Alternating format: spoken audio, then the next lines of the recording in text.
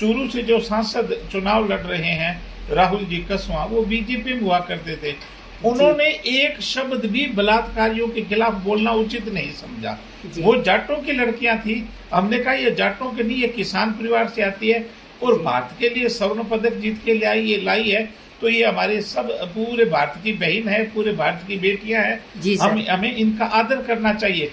परंतु राहुल जी कसवा हैं, उनकी जबान चुप रही, मुंह पे ताला लग गया, और जब जाट समाज में जन्मी बच्चियों से रेप हुआ तो इन्होंने एक शब्द भी बोलना उचित नहीं समझा अपने राहुल जी कसवा ने।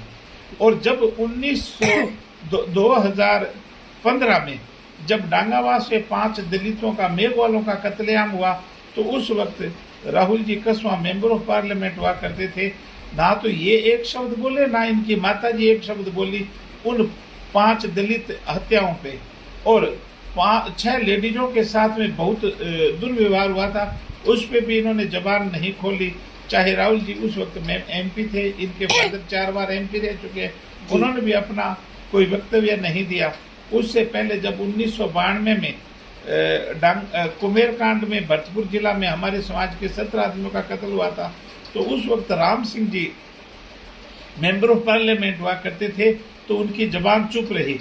जब शेड्यूल कास्ट पे अत्याचार हुआ है, चाहे महिलाओं पे अत्याचार हुआ है, तो इस परिवार की जबान चुप रही है, ये बोले नहीं है।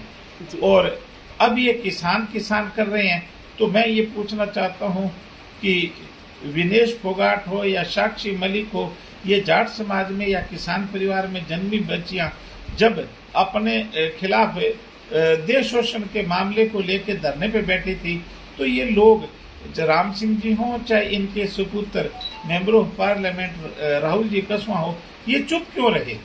और अगर ये बोले हैं तो किस चीज पे बोले हैं? इनकी माताजी जो कमला कसवा हैं, वो 2011 में एमएलए हुआ करती थी सादुलपुर राजगढ़ विधानसभा क्षेत्र से। तो उन्होंने राजस्थान सरकार को, राजस्थान हाई कोर्ट को और सुप्रीम कोर्ट को लिख के दिया, माननीय सुप्रीम कोर्ट, माननीय हाई कोर्ट और राजस्थान सरकार को और केंद्र सरकार को लेटर भेजे कि अनुसूचित जाति और अनुसूचित जनजाति का आरक्षण खत्म होना चाहिए। जब इनकी माता, जिसके इन्होंने जन्म लिया है, वो आरक्षण के विरोधी सोच है, तो ये कभी शेड्यूल कास्ट के हित में नहीं हो सकते, कभी ये शेड्यूल ट्राइब के हित में नहीं हो सकते। तो कम से कम अनुसूचित जाति व जनजाति के लोगों को इनके बारे में जरूर सोचना चाहिए कि ये धोखेबाज परिवार है, धोखेबाज लोग हैं जो SC/ST के आरक्षण के खिलाफ लिख के देते हैं। तो हम तो हमेशा शेड्यूल कास्ट, शेड्यूल ट्राइब और महिला चाहे किसी जाति की है, किसी धर्म की है, तो उनके साथ खड़े नजर आए हैं। जी सर, जैसे मुजरिम की कोई जात नहीं होती, वैसे बेटियों की कोई जाति पाति नहीं होती। जब बात होती है उनके आत्म सम्मान की, तो कांग्रेस हो, बीजेपी हो या फिर कोई तीसरी पार्टी हो, सर आवाज उठानी चाहिए, तो बुलंद होनी चाहिए कि नहीं होनी चाहिए सर? इस विषय में बुलंद होनी चाहिए। मैंने बोला विनेश फोगाट का एग्जाम्पल दिया है आपको, और हम धरने पे जयपुर में बैठे हुए किसी और मामलों को लेके था, और वो जब पीड़िता हमारे पास में मिली, हमने मुकदमा दर्ज करवाया। और मधुकर टंडन अपराधी है जो आज तक कांग्रेस बीजेपी की बार 6 सरकारें बदल गई है, और आज तक 6 सरकारें बदलने के बाद में भी गिरफ्तार नहीं कर पाई है। तो इन दोनों पार्टियों की महिलाओं के प्रति सोच क्या है वो पता चल जाता है। और जब विनेश फोगाट या साक्षी मलिक या इस प्रकार के मैंने बोला जो खिलाड़ी थे, तो उसके ऊपर हम धरने पे रहे हैं, हमने उनकी मदद की है, प्रेस में हमने स्टेटमेंट बार उनके पक्ष में दिए हैं, और हमारा पूरी पार्टी है वो उनके साथ खड़ी नजर आई है। हमारा सामाजिक संगठन है भारत रक्षक संघ, वो उनके साथ खड़ा नजर आया है। तो हम लगातार मदद करते रहे हैं। और बहन बेटियां एक जाति की नहीं होती है, बहन बेटियां होती है वो राष्ट्र की होती है, और वो हमारी उसको कहते हैं मान सम्मान होता है, हमारा मान सम्मान होता है। तो उस मान सम्मान को जो भी ठेस पहुंचाते हैं, उन सब अपराधी लोगों को सजा मिलनी चाहिए, ये हमारा कहना है, और इसके लिए हम लगातार प्रयास कर रहे हैं। बेटियों को लेकर, महिलाओं को लेकर आपकी पार्टी कोई सुरक्षा व्यवस्था करेगी तो क्या करेगी सर जीत के बाद? जहां तक महिलाओं की बात है, तो मैं 2-3 एग्जाम्पल बताना चाहूंगा जो पूर्व में हम कर चुके हैं। जी सर। 1997-98 की घटना है, उस वक्त हम जयपुर में धरने पे बैठे हुए थे, जयपुर स्टेचू सर्किल पे। तो एक मुकदमा आया मेरे पास में, एक महिला आई, उसका भाई आया, तो उन्होंने बताया कि भाई पुलिस का डीआईजी है, उसने रैप किया। तो मैंने कहा नहीं, ऐसा नहीं हो सकता, पुलिस का आदमी बहुत बड़ा होता है, डीआईजी वो रैप थोड़ा ही कर सकता है। परंतु जब उसकी घटना हमने सुनी तो उसने बताया कि मेरा पति है वो सिपाही है और हम उसके पास में घर पे रहते थे, उसने मेरा देश शोषण किया, रैप किया है जी। तो फिर हमने मुकदमा दर्ज करवाया, मधुकर टंडन डीआईजी के खिलाफ हमने मुकदमा दर्ज करवाया। उस वक्त श्रीमान भैरव सिंह जी की सरकार हुआ करती थी जी। भैरव सिंह जी की सरकार, हम भैरव सिंह जी से मिले। उस वक्त की सरकार आने के बाद में गहलोत की साहब की सरकार आई, बाद में वसुंधरा जी की सरकार आई, बाद में गहलोत साहब की सरकार आई, फिर वसुंधरा जी की सरकार आई, फिर गहलोत साहब की सरकार आई और अब बीजेपी की फिर सरकार है। आज तक मधुकर टंडन जो बलात्कारी है उसको ये सरकारें गिरफ्तार नहीं कर पाई है। मैं बार बार लेटर लिखता रहा हूँ, बार बार धरना प्रदर्शन करता रहा हूँ।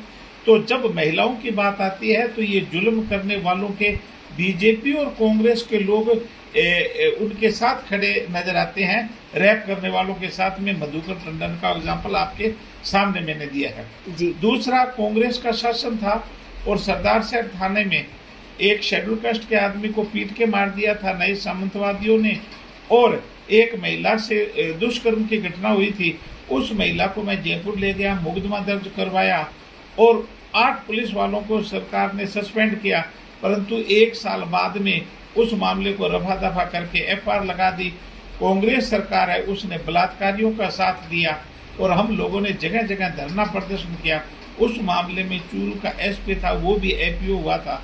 परंतु 1 साल के बाद में कांग्रेस पार्टी की सरकार ने उन बलात्कारियों को क्लीन चिट दे दी। तो जिस घटना की हम निंदा करते हैं, हनुमानगढ़ में एक मैंने मुकदमा दर्ज करवाया था। दलित समाज की महिला थी, नाबालिग लड़की थी, 2001 की घटना है।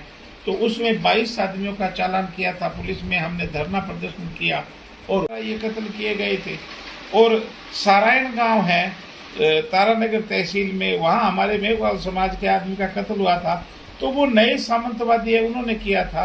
पास में ही मोमासर गांव है, तो वहाँ हमारे समाज के आदमी का कत्ल हुआ था, मेघवाल समाज का। तो वो नए सामंतशाही है, उन्होंने कत्ल किया था। और पुलिस थाना सरदार शहर में आज से 4 वर्ष पूर्व शेड्यूल कास्ट के आदमी को पुलिस थाना में पिटाई की गई और महिला से रैप किया गया। तो वो नए सामंतवादी लोग थे, इस प्रकार के कुकृत्य करने वाले नए सामंतवादी लोग थे। तो जो नए सामंतवादी हैं उनको पुराने सामंत तो दिखाई देते हैं, परंतु जो नए सामंतवादी हैं वो खुद जो जगह जगह शेड्यूल कास्ट शेड्यूल ट्राइब पे अत्याचार कर रहे हैं उनको ध्यान नहीं जाता है उनका। तो उनका पब्लिक का ध्यान दिलाने के लिए हम लोग चुनाव मैदान में उतरे हुए हैं चूरू संसदीय क्षेत्र से। तो भारत रक्षक पार्टी की ओर से उम्मीदवार है श्रीमती गोमती धर्मपाल कटारिया जी। सर, हमारे मीडिया के माध्यम से आप युवाओं को और देश को जो संदेश देना चाहते हो वो? इस देश में जो सबसे बड़ी बात है कि सबसे पहले भाईचारा रहना जरूरी है देश के विभिन्न लोगों के बीच में, क्योंकि भारतीय संविधान है वो बराबरी, इक्विलिटी और भाईचारा और न्याय, इन चीजों पे ज्यादा ध्यान देता है। भारतीय संविधान की आत्मा कहती है कि सबको न्याय मिलना चाहिए जी। सब जनता के बीच में भाईचारा होना चाहिए और जो विकास के साधन हैं उन पे सबकी बराबरी की हिस्सेदारी होनी चाहिए। आज तक जो 76 वर्षों में देश की आज़ादी के बाद में जिनका शासन रहा है उन्होंने इन बातों को नज़रअंदाज किया है। उन्होंने केवल अपने परिवार चलाए हैं और खुद सत्ता में रहें और दूसरा सत्ता में नहीं आ पाए या उनकी भागीदारी नहीं हो पाई, यही केवल उन्होंने ध्यान रखा है। ये आप देख रहे हो कि कल तक जो कांग्रेस में थे आज वो छलांग लगा के बीजेपी में चले गए हैं। नागौर से देख लो, पूरे राजस्थान से इस प्रकार के सैकड़ों एग्जाम्पल मिल जाएंगे। और कल तक जो बीजेपी में थे आज वो छलांग लगा के कांग्रेस में आ गई है। चाहे कांग्रेस हो चाहे बीजेपी हो, ये दोनों एक ही खोटे सिक्के के पहलू हैं और ये पब्लिक को धोखा देने के अलावा कुछ नहीं करते हैं। तो जो भारतीय संविधान है उसको सच्चे अर्थों में लागू करना ही हमारा